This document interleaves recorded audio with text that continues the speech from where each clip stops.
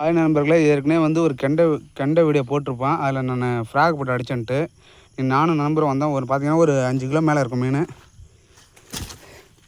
அதேமாதிரி ஓரக்காட்டில் மேய்ச்சது எப்படி ஊக் பண்ணுறங்க பாருங்கள். அதுவும் முதுகில் செம்மலாக்கு. அது ரொம்ப பிடிக்கிறதுக்கு ரொம்ப கஷ்டப்பட்டேன். அது என்ன இழுப்பு எடுத்துன்னு என்னால் சொல்ல முடியல, அந்தளவுக்கு இழுப்பு எடுத்துருக்கு. அது இந்த ஓரக்காரில் மழை டைம் வந்தீங்கன்னா கொஞ்சம் செக் பண்ணுங்கள். கோரையில் நிறைய மீன் இருக்குது.